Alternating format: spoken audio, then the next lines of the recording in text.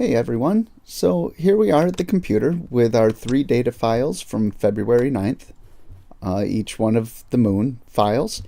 I already ran 2 of the files, this one and this one, through a program called PIPP. That's Planetary Imaging Preprocessing.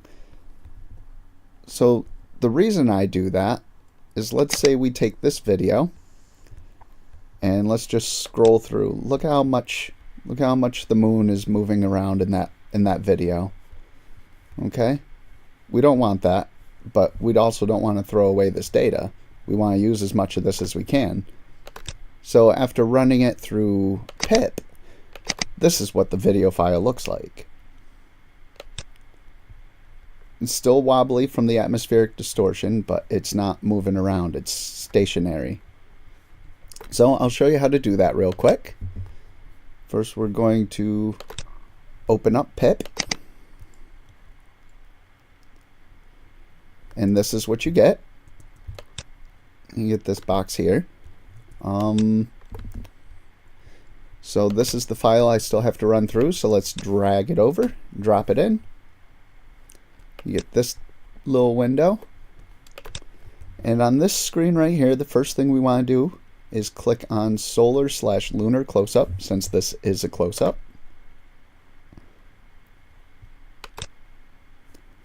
And then once you do that, you get this AFB. Now what that's going to do is that's going to anchor the video so it doesn't move around a whole lot. You can change the size of the AFB. I'll probably leave it about that size right there, put it on that crater. You just want to find a feature that stays on frame throughout the whole video and use that as your anchor. The more prominent the feature, the better. Okay, next we'll go to input. I leave everything in input as default. It just seems to work the best for me that way. Let's check out processing options. This convert color to monochrome, I do not want to do that. I want to leave it color, so we'll uncheck that. And then just make sure this is surface features, which it should be since that's what we selected over in source files. I don't believe any of this. I mean, we can crop an area of interest and all that stuff, but I'm not doing that with this. And I've never done that, so I don't really know how to play around with that. Quality options, I leave that at default. Animation options, I'm not doing an animation, so I don't need that. Output options. So we've got all these different options to export it as. I'm going to leave it as AVI. And our output directory is going to be the source file directory. So wherever this video came from, it'll create a folder and put this new file in that folder. And I don't think there's anything else to change in here. So the next step is just to go to do processing. And then we're going to click the Start Processing button. You can see this video has 2,257 frames. And it'll go through frame by frame, aligning it with this AFB. And making it so there isn't any drift in the video. So if you got a bunch of drift, this helps. There's really not much I can tell you about this. So I will stop the video here while this does the processing, and once it's done, I'll continue on. Now that the processing is done, it did a total input frames of 2,257. It discarded 1 frame because it was not able to find the AFB. So we are left with 2,256. So we're done with pip now. We can close it out. We have our 3 folders with our files. This is the one I just ran.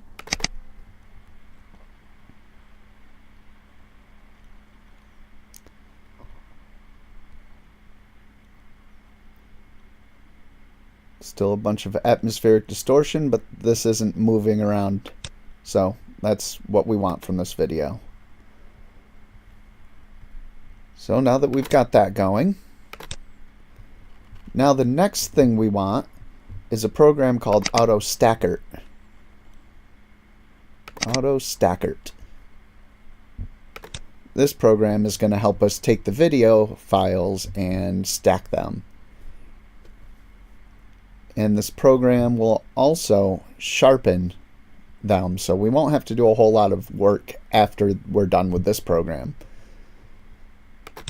So the first thing I'm going to do is I'm going to go back here and I'm going to select I don't know which one of these I want to do first. Let's do the one I liked the most when I was recording it, because the cool feature. Okay, I'm just going to minimize that. I'm also going to take this and make this a little smaller, this window. Okay, I can't make the window smaller. Okay. Oh, this is what I want.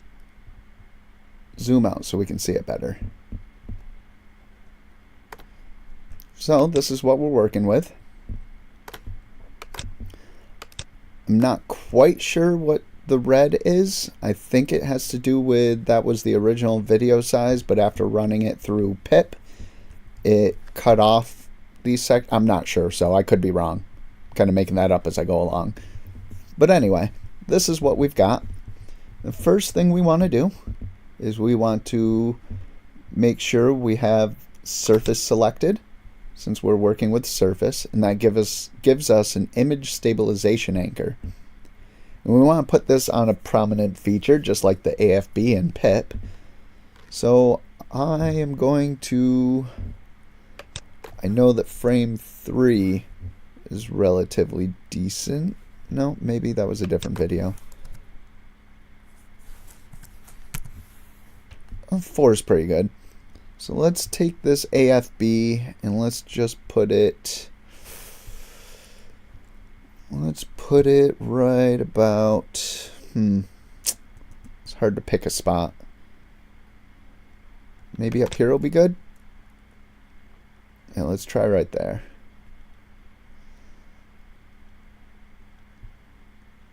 Okay. Now the next step is we just want to analyze.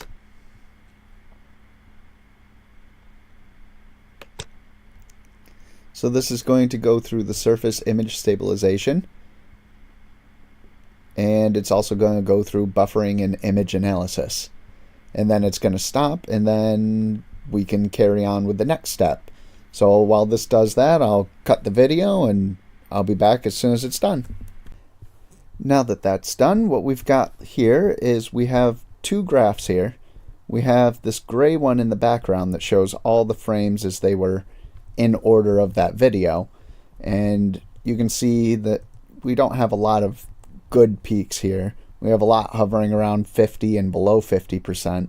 So this green line here is the line of frames put in order of best to worst. So this blue bar equals the first 25%, then this blue bar to this blue bar is the next 25%, so on and so forth. So what we want to look at is this graph, and we see that 50% is this line going across here. I don't want anything below that, and I'd actually like to keep things above that. So maybe like right about here, about the halfway point, I want to keep all those good frames. And then the rest, I'll chuck them because they're really not great. But I knew that going into it. I knew that when I recorded it. So the thing we want to do here is look at our stack options. I'm going to leave it as a TIFF file. Number of frames to stack. I don't play with that. I use the percentage, and I'm going to leave it at 12%. That's about halfway to 25%. So we'll do the first 12% of the frames and then chuck the rest. I leave sharpen checked and blend raw in for 50%. You can change that number, but I'm not going to change that. I'm going to leave that the way it is. RGB align I leave unchecked. Save in folders. It's going to create a folder within the folder that this file came from. So we'll leave it like that. You can use a prefix if you want. I don't use a prefix. I'm also going to do a drizzle of 1.5x because it's recommended for undersampled images, and this is definitely going to be undersampled. And what I'm going to do is I make sure that the size of alignment points is about 100, 104, somewhere, right around there. Then I have minimum brightness I set to 50. Let's just see where this gets us. Place AP grid. So those are all the points that it's going to use for stacking. And they're overlapping, so that's good. We don't want them separated. We want this overlapping. And I feel like that's a good amount of APs. So we'll leave it at that.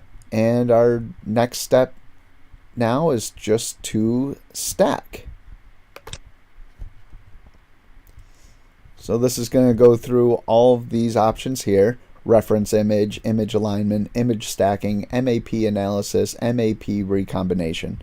So this is also going to take a while. So again, I'll stop the video and pick up where we left off as soon as it's done. This is the result after AutoStacker is done doing everything. You can see it's got the check mark, so everything is all done. And really nothing shows up. So you might be wondering what the heck happened. Well, if we go back to the folder that our video file was in, we now have this AS folder, AutoStacker. Go into there, and we now have two files. Now, we have two files because we did this sharpened where we blended in the raw for 50%. So what you get, your first file, bear with me here, my computer's a little slow. Okay, it's quite slow. It's not happy with me recording and doing this.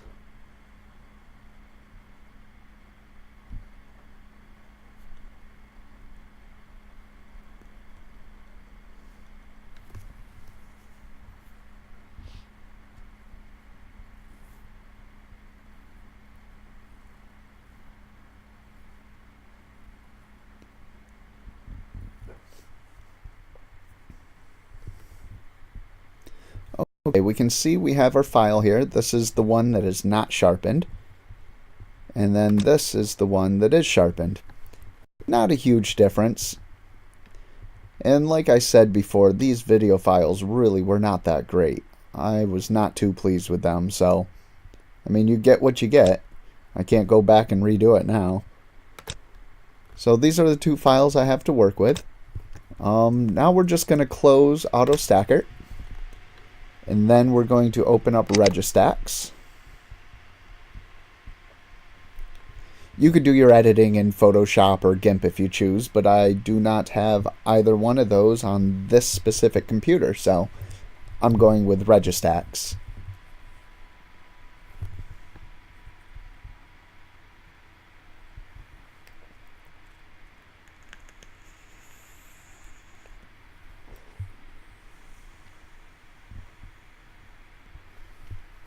Now the Registax is open, we go to Select.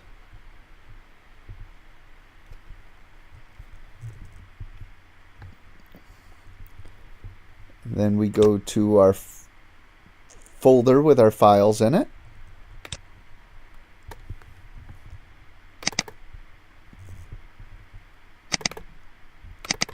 And I'm going to open the sharpened file, the one with _CONV at the very end of it. We'll open it. No, we do not want to stretch intensity levels.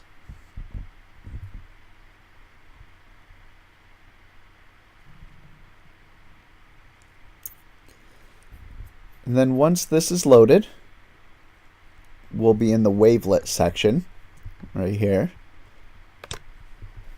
So we want to go to Show Full Image. You can see we're going to have to crop this down a bit. We'll have to crop quite a bit of this out. That's alright. We still get the main features I wanted in it, so that's fine. And I'm also going to click Show Processing Area.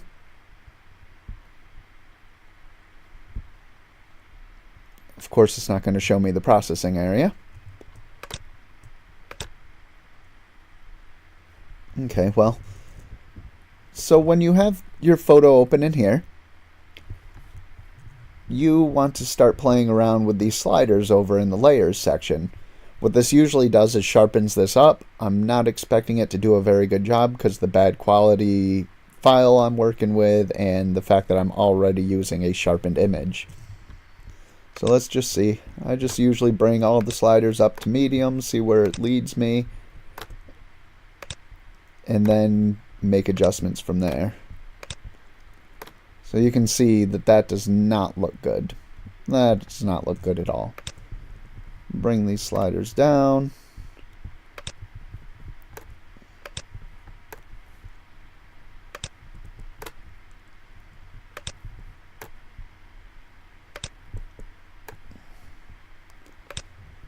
Okay, so yeah, none of those really were good. So if you right click on them, it resets them all back to their original state. So I'm not going to do that, but that's what you would do if you were working with better data than I am. Then you can play around with all these things over here. You got your histogram. You can make it darker, or you can make it brighter. I'm going to reset that. I'm probably going to make it just a touch darker.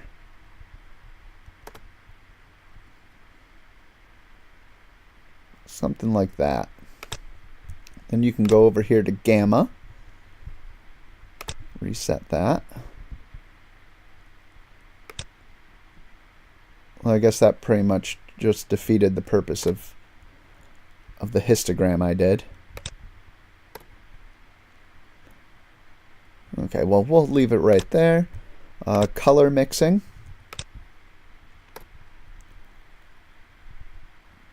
Saturation. You can usually bump up the saturation a little bit. Seems like it made it a little noisier than I like. Play around with the hue if you want. Or the lightness.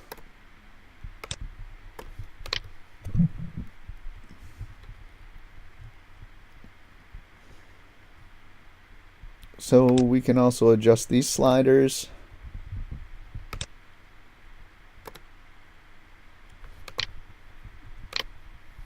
I'm just going to reset all this because none of that is really helpful to me. I'm also going to reset the saturation because it really didn't make much of a difference or help at all. Denoise, de-ringing. I don't think this is going to make much of a difference.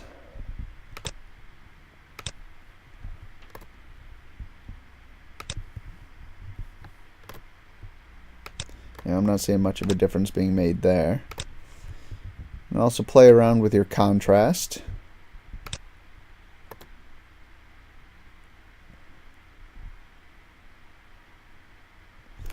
And then if you want to see the work that you've done, how it makes a difference on the full image, click Do All.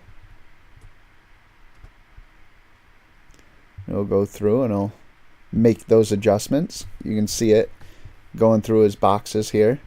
You'll see it pop up here in a second. There's that one, and then there, and then there.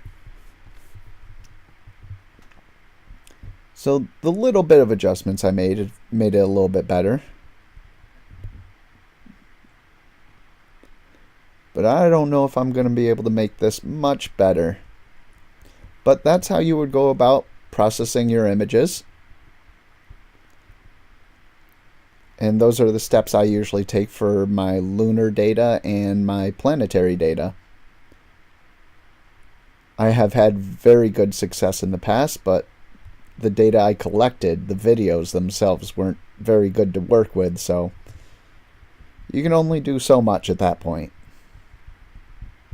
So I'm going to stop this video here. I'm going to process the other two and get them edited, and I'll show you the final results from that. Alright, so I've gone through and I processed and edited the final two images. This right here is the first image that we did. And this is the second one I put together, which I actually think this one came out the best out of all three of them. It's very clear and visible. Now the problem may have been because I was zoomed in on these and the atmospheric distortion was much worse being zoomed in.